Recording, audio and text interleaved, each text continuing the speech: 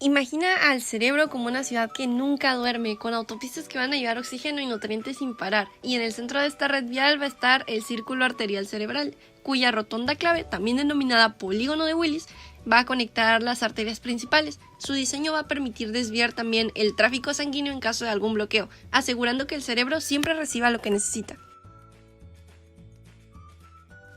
Hola y bienvenidos a este video en donde vamos a explorar uno de los temas más fascinantes de la anatomía cerebral. Y si acabas de empezar tu carrera en medicina, es posible que este nombre aún no te diga mucho, pero no te preocupes, mi equipo y yo estamos aquí para explicarlo desde lo más básico, ayudarte a entenderlo y sobre todo a memorizarlo con algunas mnemotecnias. Sin más que decir, comencemos. Ok, aquí ahora vamos a empezar con el sistema vertebrovascular, el cual durante su recorrido se va a ramificar en arterias más pequeñas y es naciente de la arteria vertebral. Es por eso que en el video a mí me gustaría verlas por separado. Es decir, las vamos a ver como un conjunto, pero primero vamos a abordar las de la vertebral. Y bien, ¿cuál es la función de este sistema? Pues yo lo resumí en una mnemotecnia, la cual dice cerebro, cerebelo y conexión. Sus ramificaciones van a irrigar el cerebro en su parte posterior, van a suministrar sangre al cerebelo para la coordinación motora y también van a mantener la conexión con el tronco encefálico y los diversos nervios craneales que existen. Ahora bien, la arteria vertebral, una de cada lado del cuerpo, son ramas de las arterias subclavias que van a ingresar a la bóveda craneal por el foramen magno y se van a unir en un plano medial entre el clivus y el puente, para así formar a la arteria basilar. Y junto con la carótida van a conformar este circuito como tal. Y para memorizarnos sus ramificaciones que vamos a ver a continuación, les tengo esta mnemotecnia que dice: estos picos son altos, esos para las arterias espinales, picos para la arteria cerebelosa posterior inferior y altos porque están en la parte posterior y alta de la región cervical. Bueno, vamos a comenzar con la arteria espinal anterior. Esta es una estructura impar. Solo hay una y van a ser de la unión de las ramas espinales anteriores que van a provenir de las arterias vertebrales a nivel de la unión entre el bulbo raquídeo y la médula espinal, por encima del foramen magno. Y desde su origen van a descender por la fisura mediana anterior de la médula espinal y van a recorrer toda la superficie ventral, desde el bulbo que acabamos de mencionar hasta el cono, el cual se sitúa en las regiones ya sean lumbares bajas o sacras. Aunque esta arteria no se incluye como tal en la estructura, su proximidad y origen común con la basilar funcionalmente las vinculan a este sistema. Bueno, continuando con la arteria cerebelosa posterior inferior, esta es colateral de la porción terminal de la vertebral y va a pasar por las raíces del nervio hipogloso, que es el par craneal número 7, y es caracterizada por ser sinuosa hacia la cara lateral de la médula oblongada e inferior a la amígdala cerebelosa, que es decir, entre ambas, y va a terminar en dos ramas también, que es una lateral y una medial. Continuando ahora sí con la famosísima arteria basilar, vamos a ver que lo interesante de esta es que no va a trabajar sola, va a ascender por la base del cráneo, la cual está situada entre el puente y la estructura que veníamos denominando hace rato, que se llama clivus, que es esta parte de aquí. Podemos ver a la silla turca.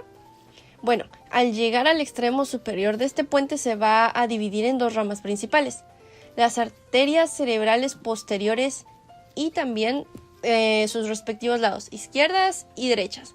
Estas van a llevar sangre a la parte trasera del cerebro, al mesencéfalo y al encéfalo, y se van a encargar de áreas vitales como la visión y parte de la memoria, etc. Pero eso lo vamos a ver más adelante, porque durante su recorrido el sistema vertebrovascular se va a ramificar en estas, que resumí en esta mnemotecnia nuevamente, que dice: Alicia Pintacielos.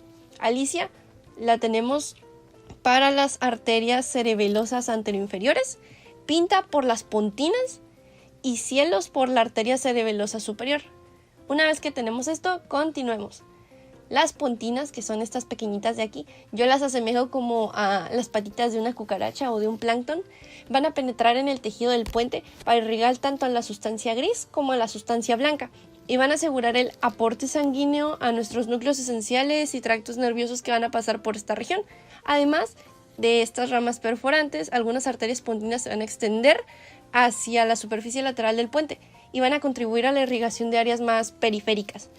Y en conjunto tienen un papel fundamental en la vascularización, ya que es una región crítica en la que están posicionadas, ya que alberga los núcleos involucrados en funciones motoras muy importantes, sensoriales y sobre todo autónomas, así como vías de conexión entre el cerebro, cerebelo, como todas las de ahí. Bueno, continuando con la arteria cerebelosa anterior inferior, tenemos que en el tercio medio esta arteria basilar va a formar una asa cóncava que podemos ver en la imagen, que se dirige lateralmente hacia el flóculo y va a pasar por debajo del nervio trigémino.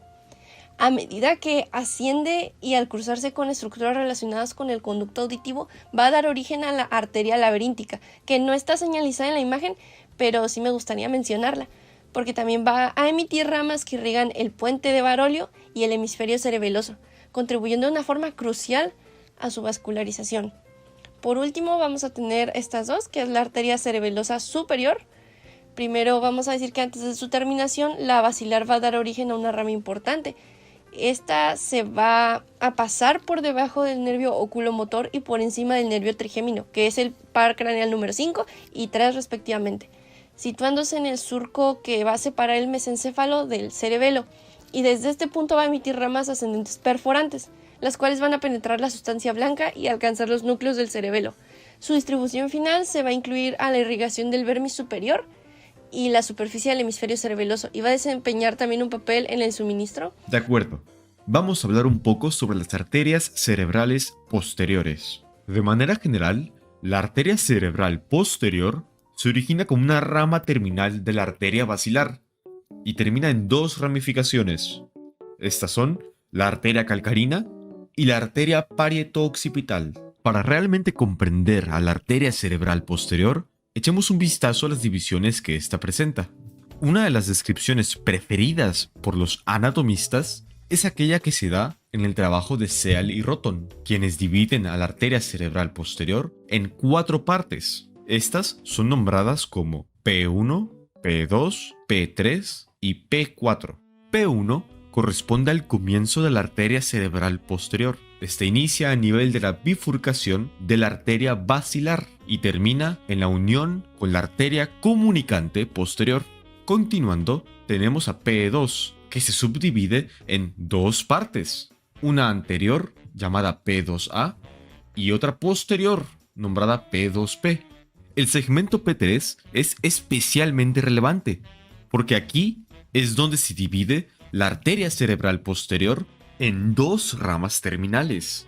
Estas son la arteria calcarina y la arteria parieto-occipital. Finalmente, tenemos a P4, el cual corresponde sencillamente a la distribución en la corteza de las ramas terminales. Muy bien, ahora que comprendemos la división de la arteria cerebral posterior, tenemos que saber que en el trayecto que sigue esta arteria a través de estos 4 segmentos, va a ir emitiendo diferentes ramas que irrigarán a diferentes áreas.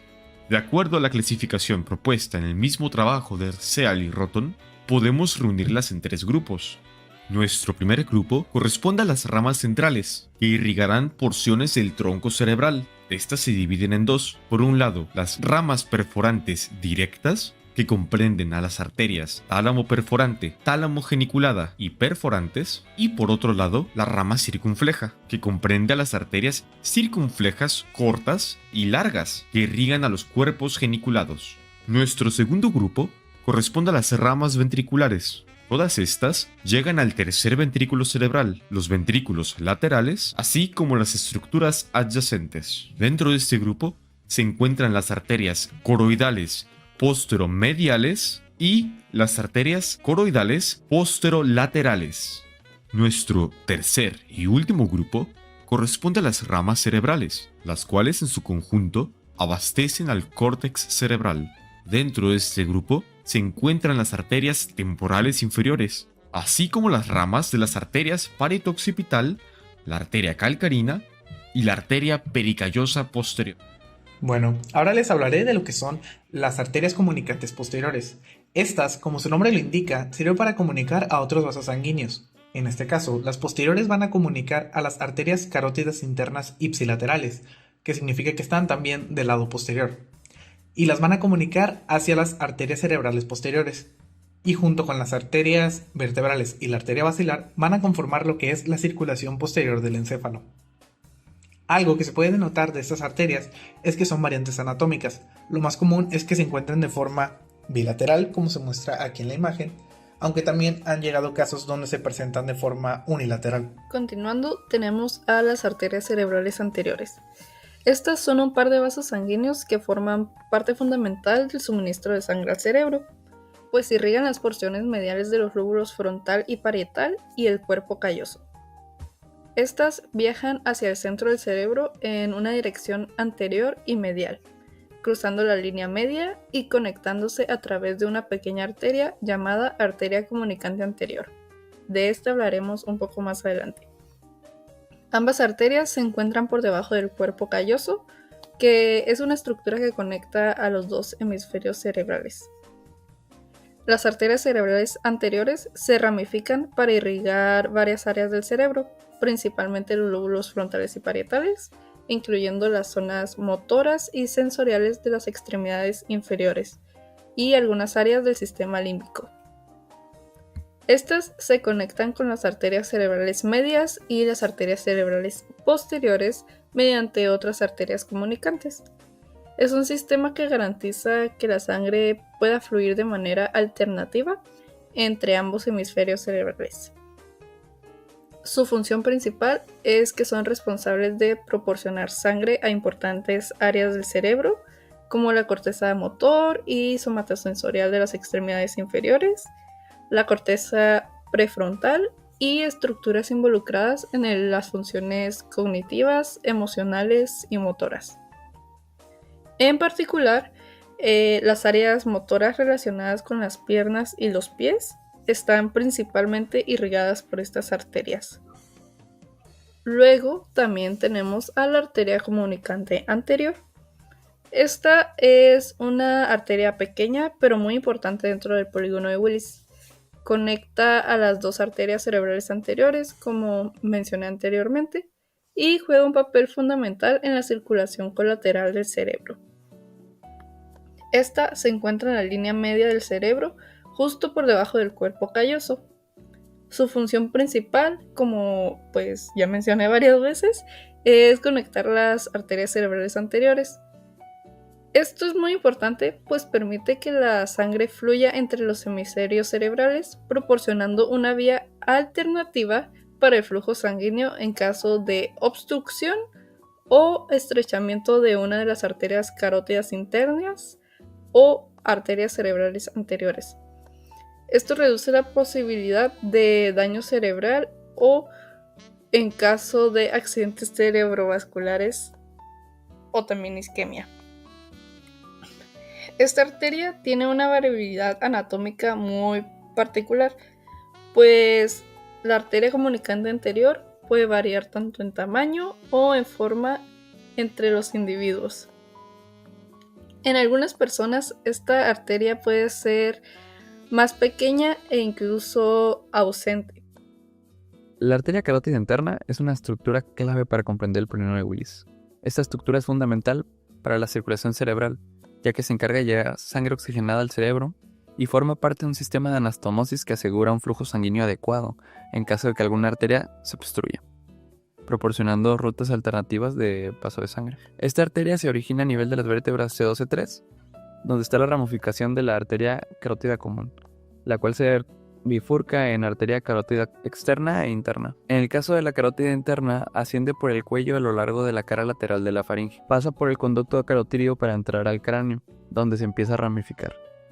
Las ramificaciones que tenemos de la arteria carótida interna son las arterias cerebrales tanto media como anterior, las arterias comunicantes tanto anterior como posterior, la arteria oftálmica y la arteria coroidea anterior.